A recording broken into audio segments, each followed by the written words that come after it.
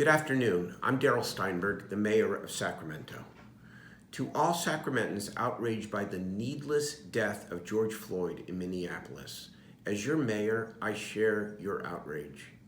The way he died while pleading for his life is sickening and tells us a story too often experienced by African Americans throughout our nation's history.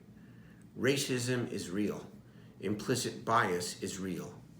We have made real progress in Sacramento born from our own painful experiences. From police officers to community leaders to caring residents, let us protest this injustice peacefully, and let us continue to change, to heal, and to seek justice for Mr. Floyd, his family, his community, and our entire nation. Last night's protest in Sacramento, for the most part, and for most of the evening, was a model of strength, justice, and peace. The last minutes were not. I hope that the numerous officers hurt in last night's demonstration are recovering from their injuries. Let me be clear, there is no moral equivalence between the death, the killing of George Floyd, and what happened last night in our community. But violence of any kind is wrong and unacceptable. As I said a moment ago, the protest was largely peaceful and strong, and I commend the organizers, along with the police officers, for keeping it so. The last moments were not acceptable and take away from the essential message that we are far from a reckoning for Mr. Floyd's death and the never-ending fight to end racial injustice. I'm proud of the way our community shows up for one another to stand up against injustice. I commend the Sacramento police officers for their tremendous restraint, especially in light of the fact that the officers were injured when they were struck by bricks and other large objects thrown by a few. We will not let a few detract and derail the strength of our ability to come together for change. The trauma that people feel is real. Acknowledge it. Let us acknowledge it. Let us respect it. Let us demand change. Let us demand an end to systemic racism. No violence against anyone, ever. I want to repeat what I said during my 2019 State of the City address as the community was waiting the disposition of the Stephon Clark case. The words, I think, were important then, and I believe they are important now.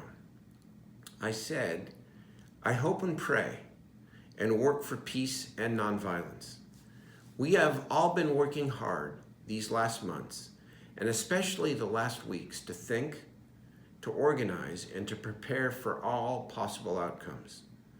Mostly what we've been doing, however, is listening to the pain, to the frustration, and to the wisdom of our community. Your message is right and clear. To focus on peace without addressing justice would be a grave mistake. To try to contain the community's anger would be a worse mistake. Nonviolence does not mean inaction. Peaceful protest is not a problem to handle, but a right to embrace. We do not need to contain. We must instead lead. The best chance we have for peace is for people to know and see that we mean to change what must change. The truth of modern-day police officers is that they both put their lives at risk and they have an awesome power to take lives. As a community and as a country, we have an obligation to insist that this awesome power be tempered with wisdom, justice, and humility. Where that power is exercised fairly, the officers who serve selflessly and humbly every day must be lifted up. where they exercise that power harshly or unfairly, we must hold them and ourselves accountable. The officers in Minneapolis involved in the death of George Floyd clearly must be prosecuted.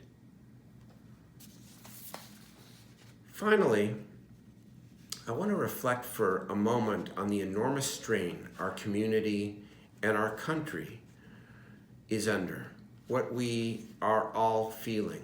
Months of isolation as a result of the coronavirus, and now dealing with not just the George Floyd case, but what happened in Georgia, what happened in Central Park, New York, all over the last couple of weeks. The Washington Post had a headline that was both incredibly disturbing and revealing about the time we are living in. Yesterday they said, gripped by disease, unemployment, and outrage at the police, America plunges into crisis. And I believe that's an accurate summary of where we are at. But I want to say, it does not have to be this way.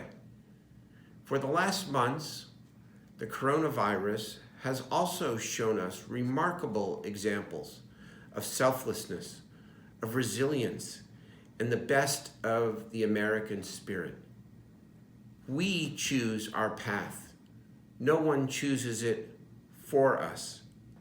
Let us choose the path we have always chosen in the capital city of California. We fight for equality in law. We fight for equality of opportunity. We fight for equality in word and in deed in everything that we do. We demand, and yet we still listen. We advocate with great strength, but also with a gentle spirit. Dr. King said to us many decades ago, a riot is the language of the unheard. That was not a justification for violence by the apostle of nonviolence.